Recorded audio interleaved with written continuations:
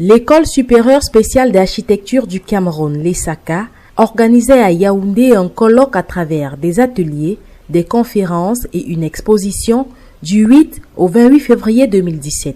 Le colloque est la suite d'un processus commencé à Douala au mois de novembre avec des experts camerounais et la communauté urbaine de Douala à travers Douala Ville Labo, véritable outil de recherche qui a permis de mettre en exergue les problématiques de la ville africaine de demain, le cas de Douala. Le colloque réunissait des experts camerounais et les experts invités autour des thématiques soulevées au mois de novembre sur l'eau, l'énergie, le patrimoine, le paysage.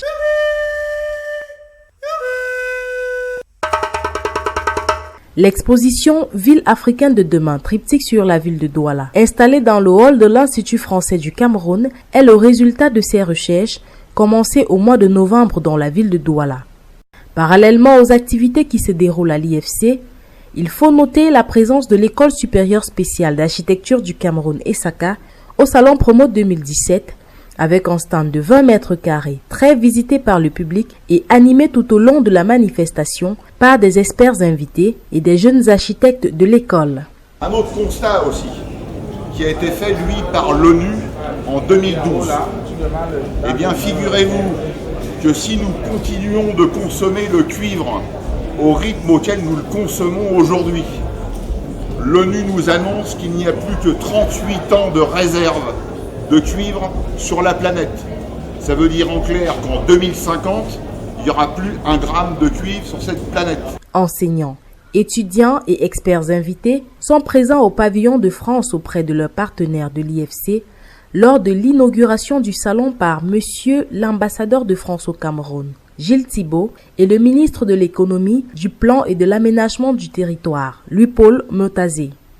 Le vernissage et l'exposition du vendredi 17 février s'est déroulé en présence de Monsieur le ministre de l'Habitat et du Développement urbain, Jean-Claude Bouenchou, qu'accompagnait Monsieur Jean-Jacques Koto, directeur exécutif et fondateur de l'ESACA, entouré des experts invités et autres partenaires de la manifestation. Je vais profiter de cette occasion pour remercier son Excellence Monsieur l'ambassadeur de France au Cameroun, ici représenté par son conseiller, qui est dans tous les combats avec nous pour changer la physionomie de nos villes. Je voudrais saluer avec beaucoup d'emphase ces étudiants d'hier qui sont devenus des experts des SACA que nous avons suivis. L'exposition présente les différentes évolutions de la ville de Douala sur le plan du foncier, du patrimoine et du paysage. L'urbanisation galopante de la ville de Douala en particulier et des villes africaines en général engendre plusieurs problématiques dont celle de l'eau et de l'énergie. Les missions des services publics doivent faire face à une croissance exponentielle des besoins.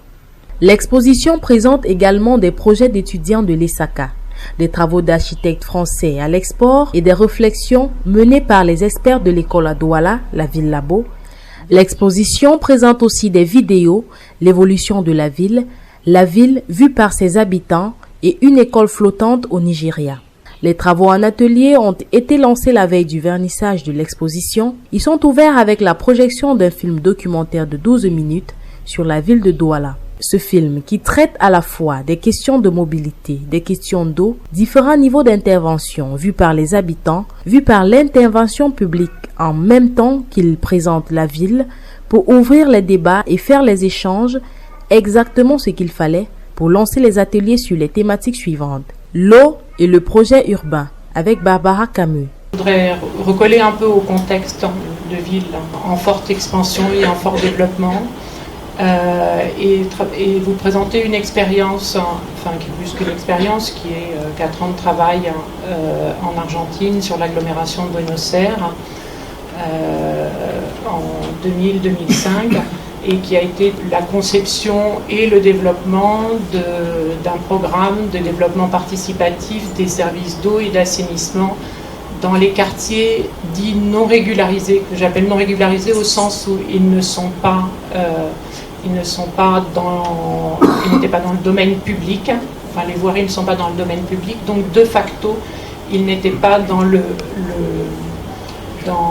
l'objectif de la concession. On se trouve dans le contexte, c'est une ville en forte croissance, Buenos Aires, 10 millions d'habitants dans son agglomération, un pays qui a été extrêmement marqué par une série de dictatures et d'une déliquescence des services publics.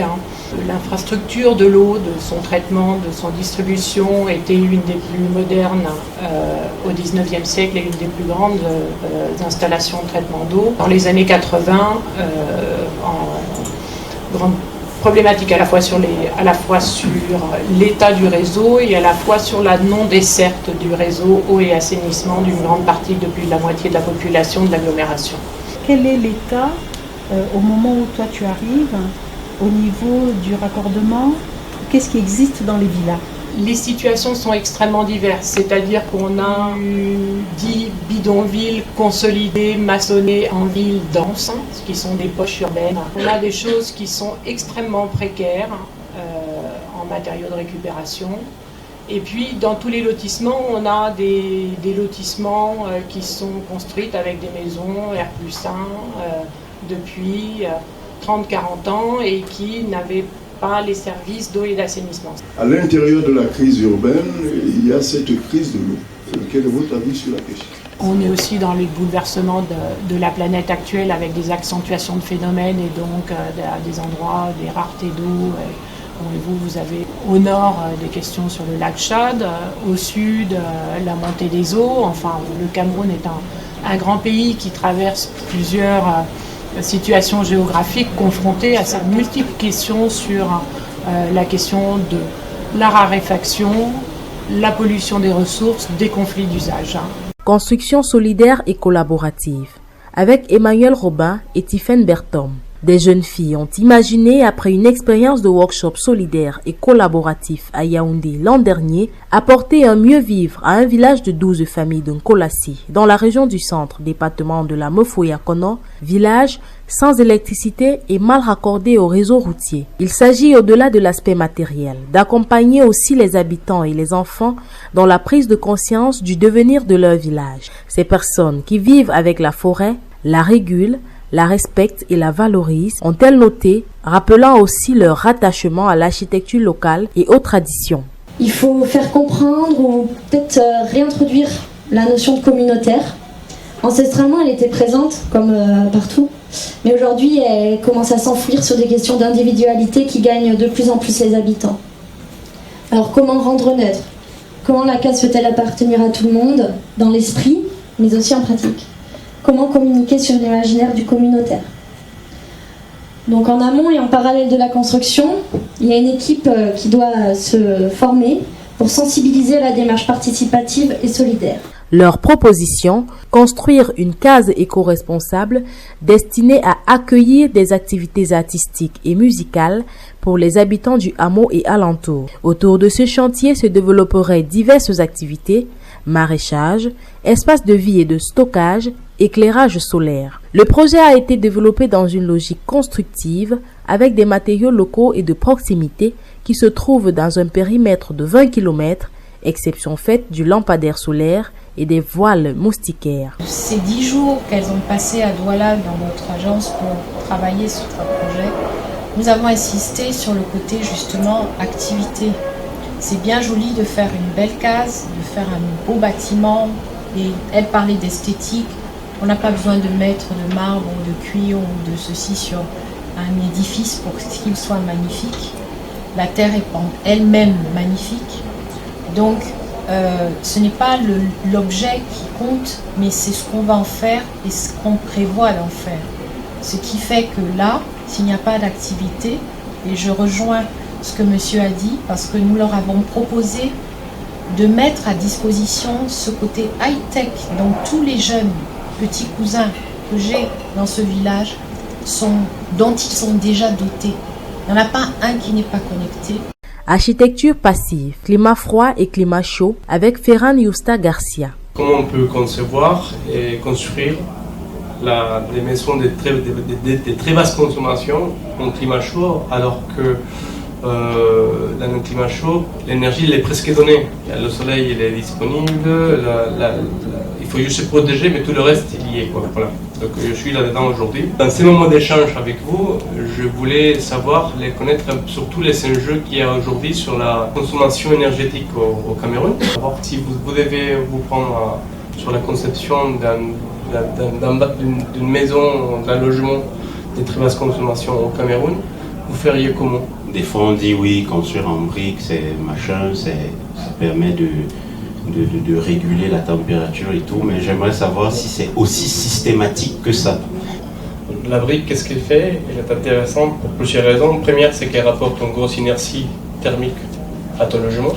C'est-à-dire que si tu es dans un lieu comme aujourd'hui, dans cette période-là, dans laquelle il y a un certain décalage de température entre le jour et la nuit, c'est intéressant, d'accord?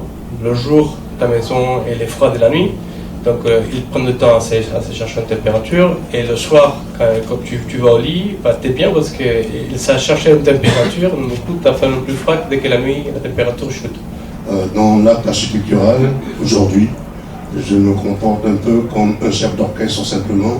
Je ne joue pas de tous les instruments en même temps, mais je sais diriger le concert. Conception énergétique de la ville avec Anouk Legendre et Nicolas Desmazières. On a organisé ce projet avec une spirale, vous voyez cette forme spiralée, qui s'enroule sur un piton rocheux et autour d'un grand jardin central. En fait, on va faire un projet autour d'un jardin, on va utiliser le jardin pour rafraîchir le bâtiment. On a vu que l'air pouvait apporter un bien-être si on pouvait créer des courants d'air, plutôt offrir des sentiments de fraîcheur, avec des ressentis de moins de 4 ou 5 degrés dès qu'on a des courants d'air. C'est quelque chose qui est vraiment important et on est obligé de le prendre en compte très en amont au niveau de la réflexion, même par rapport à la remarque que vous faisiez, on est un chef d'orchestre qui générons beaucoup de données, des données structurelles, des données spatiales, des données culturelles.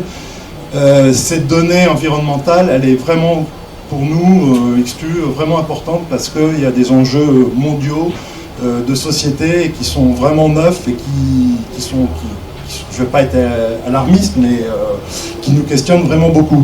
Après les ateliers, place aux conférences.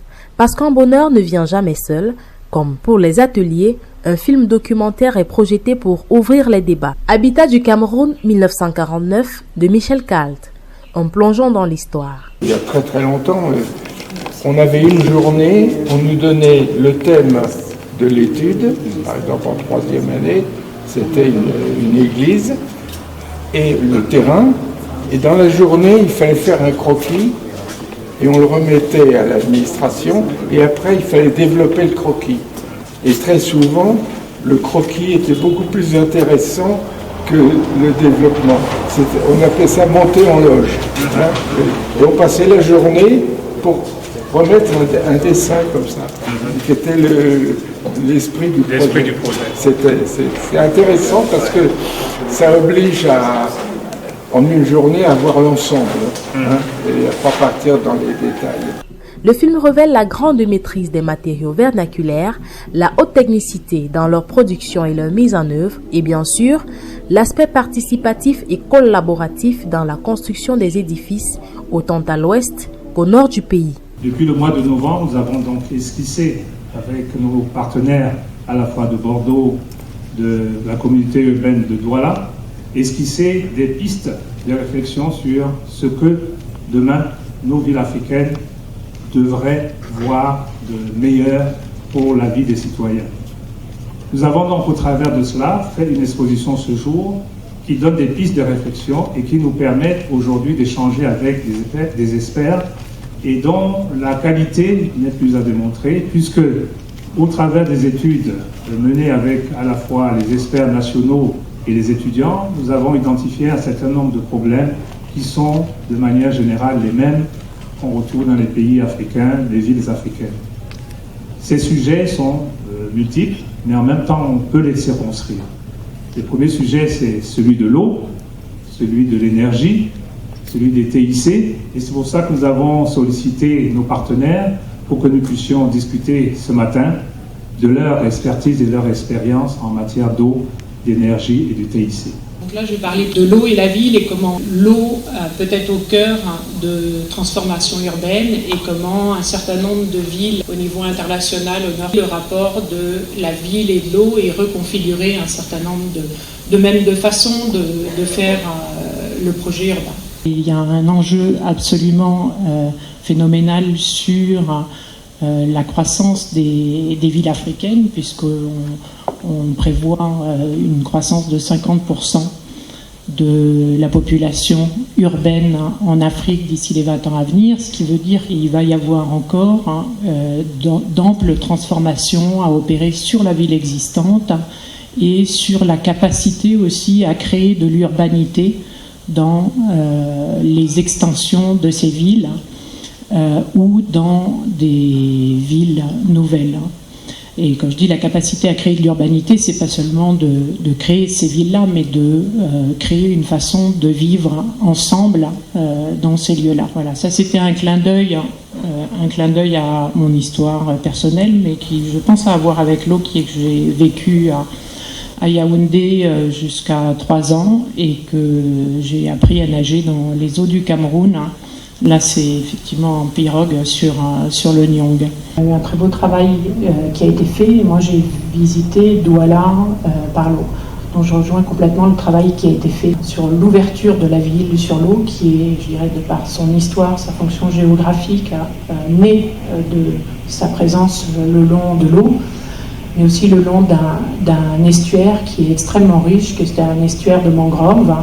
Je rejoins aussi la question de comment conserver cette mangrove qui joue un rôle extrêmement important pour la ville, mais aussi, on le sait bien que c'est les espaces les plus riches pour l'ensemble de l'océan et de la pêche dont vit ou dont a vécu et dont vit une partie des habitants de Douala. Et puis on sait maintenant que la mangrove, en termes de captation de CO2, c'est 10 fois plus qu'une forêt tropicale. Donc on est allé dans cette mangrove qui est menacée aussi par une utilisation du bois actuellement, par des implantations. Il y a traditionnellement des villages de pêcheurs qui sont installés le long. Il y a Douala Beach, qui est là vraiment quand on arrive à l'océan, il y a une grande bande qui fait penser un peu quasiment à Long Island quand on la regarde sur Google Maps, avec la débrouille de pommes de douche. Voilà, c'est l'accès sur la mer. Et puis en face, sur Cap Cameroun, des pêcheurs principalement nigérians qui sont implantés. Là on est chez le chef du village, et là on est à marée basse, c'est-à-dire qu'il n'y a pas d'eau. À marée haute, on est en pirogue. C'est les sécheries de poissons et les constructions qui sont obligées progressivement de déménager. Et là, ce que vous avez soulevé aussi, toute la question du transport fluvial dans la ville et l'accès au port. Donc là, en fait, sur Douala, il n'y a plus d'accès à la mer, sauf un village, mais l'ensemble de la côte est utilisé par le port. Voilà, et l'arrivée au village. Les services et réseaux TIC, clés du Smart et Green Building africain de demain, avec Gilles Génin. Former un tout cohérent, c'est l'objectif que se fixe l'IT des Smart Building dans l'intégration des services et réseaux TIC, dans la conception des bâtiments intelligents et connectés Smart Building à travers Ecoflex IT dans le tertiaire, l'industriel, hôtels, hôpitaux et le résidentiel. Au même titre que l'eau, l'électricité ou le gaz, l'Internet protocole doit devenir le 4e fluide du bâtiment. On ne parle donc plus seulement d'éléments esselés, mais bien d'un ensemble qui se dessine et qui fonctionne en harmonie. Pour cela, un élément est primordial, l'interopérabilité. Il s'agit donc aujourd'hui de faire tomber les murs entre ces systèmes et mettre fin à la vieille approche d'ingénierie qui consiste à déployer un câblage pour chaque système. L'interopérabilité est la clé fondamentale de la réussite des smart buildings. Concevoir un building éco-responsable peu énergivore, c'est d'abord un premier verbe. Ce premier verbe, c'est mutualiser. C'est ensuite optimiser, en cessant de surdimensionner. Ensuite, le troisième verbe qui me paraît très important, c'est s'adapter. Le quatrième point, c'est standardiser. Et enfin, un verbe aussi également très important, je dirais même peut-être le plus important des 6, c'est globaliser. Architecture passive, climat froid et climat chaud avec Ferran Yusta Garcia. Pour Ferran Yusta Garcia, il faut une approche bioclimatique et une construction durable.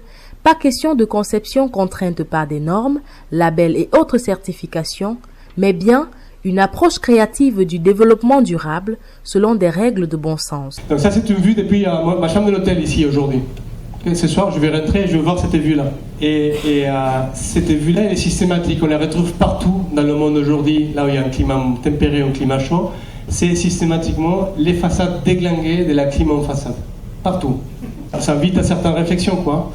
Et même dans les bâtiments aujourd'hui neufs, le bâtiment n'est pas encore livré, qu'il y a déjà la clim en façade quoi. Je dirais que ça pose quand même des questions. En tout cas, je l'ai fait un peu le tour.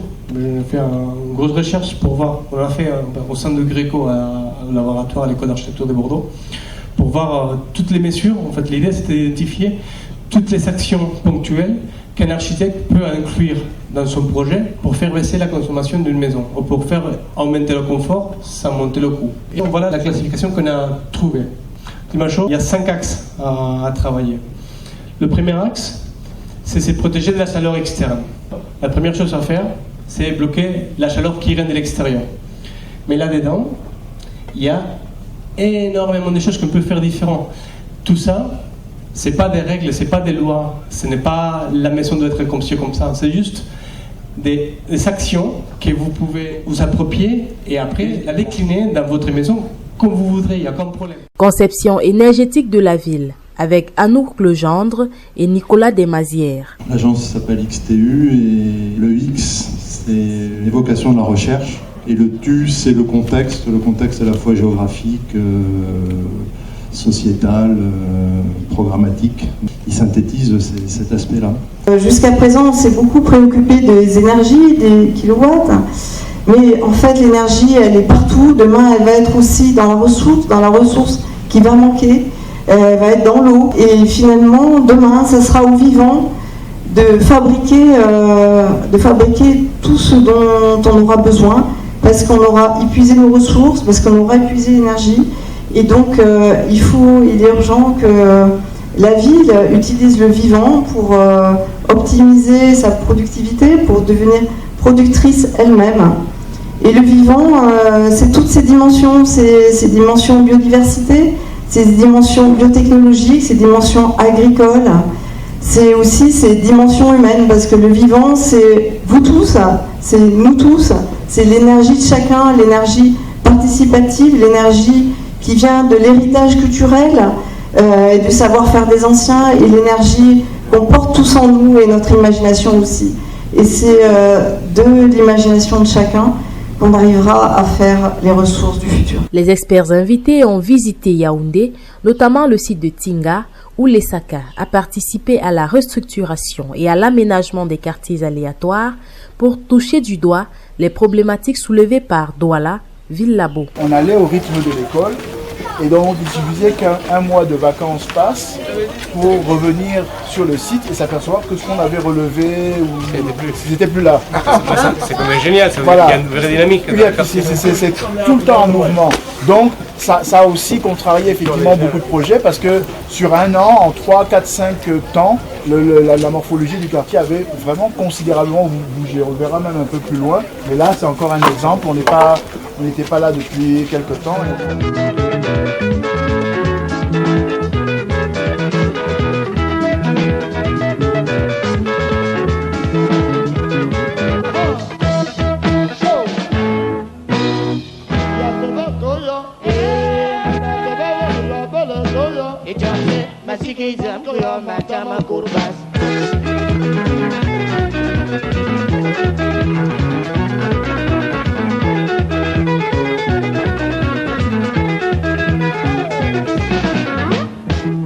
Au Au vu de la qualité des échanges lors des ateliers, conférences, débats et visites sur le terrain, le colloque apparaît comme une importante contribution au livre blanc destiné aux partenaires de la ville de Douala.